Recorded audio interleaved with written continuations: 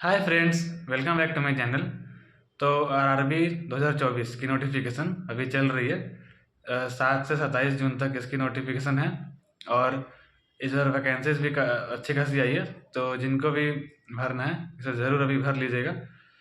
पर इस बार वैकेंसीज ज़्यादा के साथ साथ नोटिफिकेशन में कुछ कुछ पॉइंट्स ऐसे भी हैं जो मतलब कैंडिडेट्स को थोड़ा सा मतलब डाउट क्रिएट कर रहा है।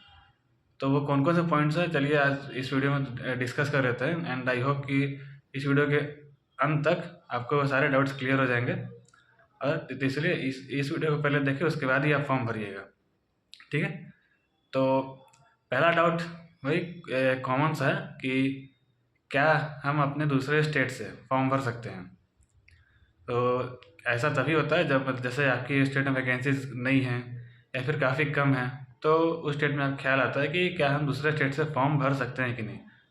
तो मैं ये बता दूं कि दूसरे स्टेट से आप फॉर्म ज़रूर भर सकते हैं। इस पर इसके लिए आपको कोई सज़ा नहीं मिलने वाली है। बस आपको 3 बातें वो ध्यान में रखनी है। पहली, कि आप जिस भी स्टेट से फॉर्म भर रहे हो उसकी जो लोकल लैंग्वेज है वो आपको आनी चाहिए। आनी आनी चाहिए कि मतलब आपको उस लोकल लैंग्वेज को पढ़ना आना चाहिए, लिखना आना चाहिए और समझना आना चाहिए, ठीक है। तो एक फॉर्म भरने से पहले आप उसकी लोकल लैंग्वेज ज़रूर देख लेना। फिर दूसरी मेन बात है कि आप जिस भी स्टेट से फॉर्म भर रहे हो आपकी लाइफ टाइम पोस्टिंग वही रहने वाली है। तो इसका भी आपको ध्यान रखना है कि कभी कभी ऐसा होता है कि अभी हमारे पास जॉब नहीं है तो हमें कहीं भी जॉब मिल जाए, हम मतलब चल जाएगा। और एक बार जब मिल जाती है तो उसके बाद लगता है कि इतना दूर आ गए घर से वगैरह। तो आप एक बार इस पर सोच लेना कि अब एग्ज़ाम क्लियर करने के बाद आपकी लाइफ टाइम पोस्टिंग वही रहने वाली है। आप कुछ भी करके आप उस स्टेट से बाहर नहीं आ सकते, ठीक है। ये दूसरी पॉइंट हो गई। और तीसरी जो इम्पोर्टेंट पॉइंट है वो है ये कि आप जिस भी स्टेट से फॉर्म भर रहे हो आपको एग्ज़ाम, प्री, मेंस और मोस्ट प्रोबेबली इंटरव्यू, अगर आप ऑफिसर के लिए भरते हो तो तीनों के लिए आपको उसी स्टेट में जाके एग्ज़ाम देना है। तो इसको भी आप ध्यान में रखिएगा। आपने अगर मतलब दूर वाला स्टेट चुन लिया है तो आपको 2-3 बार वहाँ जाना पड़ सकता है।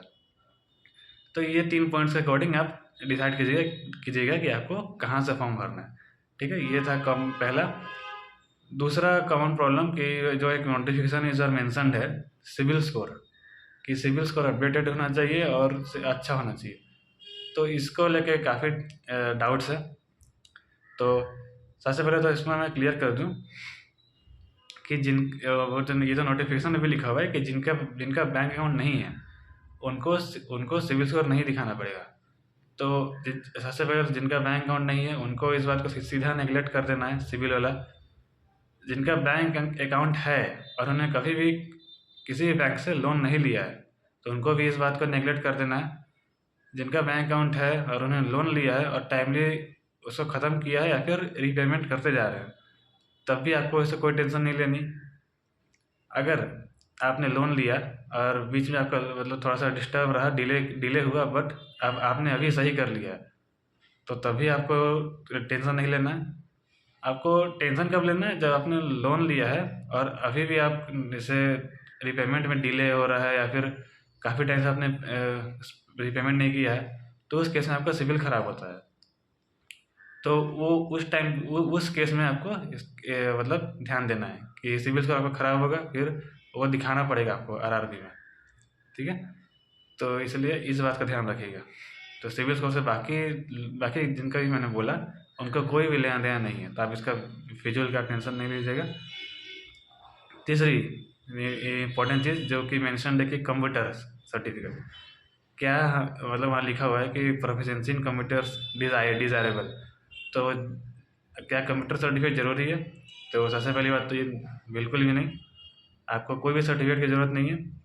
और दूसरी कि क्या, जैसे काफ़ी कैंडिडेट्स पूछ रहे थे कि मतलब कंप्यूटर से उनका मतलब नाता कभी नहीं रहा है तो क्या वो फॉर्म भर सकते कि नहीं। तो जी, आप अगर आपका नाता रहा हो या ना रहा हो, आप ये फॉर्म जिस भी स्टेट से चाहे आप भर सकते हैं। इसमें कोई रोक टोक नहीं है। आपको अगर कंप्यूटर की जीरो नॉलेज है तब भी आप बैंक में जाके काम कर सकते हैं। मैंने खुद काफ़ी स्टाफ को देखा है कि मतलब उनको कंप्यूटर का सी भी नहीं आता और काफ़ी साल से ब्रांच में काम कर रहे हैं। तो इससे अगर आपको काउंटर नहीं आता है तो इसका आपको ये कभी नहीं सोचना है कि मतलब आप फॉर्म भर सकते हो कि नहीं, आप ज़रूर फॉर्म भरो। अगर कंप्यूटर आपको आता है तो वेल एंड गुड, नहीं आता है तो कोई दिक्कत नहीं है। और वैसे भी बैंकिंग में आपको ज़्यादा कंप्यूटर नॉलेज नहीं ज़रूरत है, आपकी थोड़ी बहुत वर्ड एक्सेल आने से भी काम निकल जाएगा। ठीक है, तो ये होगी तीसरी। और एक चौथी जो डाउट है कि एग्ज़ाम पैटर्न को लेके जो IBPS ने एक लाइन जोड़ दिया है डॉलर का साइन देके कि वो डिज़र्व करती है राइट कि सेक्शनल टाइमिंग करने का। तो ये कब कहाँ मतलब कि कहाँ तक होने वाली है, कब होने वाली है? तो सबसे पहले मैं ये बात बता दूं कि देखिए, ये IBPS का राइट है तो उसने लिख दिया। अब वो कब करेगी ये भी उसी का राइट है, वो लेकिन वो जब भी करेगी आपको बिफोर हैंड बता देगी। तो अभी आपके पास क्या है कि जो पुराना पैटर्न, जो पहले का पैटर्न था, अभी आपके पास वही है, अभी एग्ज़ाम उसी में होने वाली है अभी तक। जबकि जब तक ऑफिशियल नोटिफिकेशन इन्फॉर्मेशन नहीं आती तब तक आपको यही मान के चलना है कि पुराने पैटर्न पे ही होगी। इसलिए आप फिजूल का उसके बारे में ना सोचें कि ये होगी नहीं होगी, जब होगी तो आपको बता दिया जाएगा। अभी आप पुराने पैटर्न पे ही आप अपनी प्रिपरेशन जारी रखें। इसके लिए आप ज़्यादा सोचें नहीं कि वो हो गया तो क्या होगा, वो हो गया तो वो आप एडजस्ट कर लीजिएगा। अगर आपकी प्रिपरेशन अच्छी है तो सेक्शनल टाइमिंग से आपको कुछ ज़्यादा असर नहीं पड़ेगा। आपकी कॉन्सेप्ट और प्रिपरेशन स्ट्रांग होनी चाहिए, मेन वही मैटर करती है। ऐसा कुछ नहीं है कि सेक्शनल टाइमिंग हो गई तो आपकी सिलेक्शन रुक जाएगी या कुछ होगा, ऐसा कुछ नहीं होगा। आप बस अभी एट प्रेजेंट आज पे फोकस रखिए। आज जो है वो पुराना पैटर्न है तो अभी उस पर काम कीजिए। ठीक है, तो ये थे कुछ डाउट्स, जो मेन डाउट्स जो कैंडिडेट्स के थे, जो आई होप कि मैंने क्लियर किया होगा। तो इन सब बातों का ध्यान रखते हुए आप फॉर्म भरिएगा जिस भी स्टेट से आप चुन रहे हो। ठीक है, तो चलिए इस वीडियो में इतना ही। अगर आपका और भी कोई डाउट है तो आप मुझे ज़रूर कमेंट सेक्शन में पूछें, मैं आपको ज़रूर क्लियर करूँगा। ठीक है, इस वीडियो में इतना ही, तब तक के लिए बाय बाय।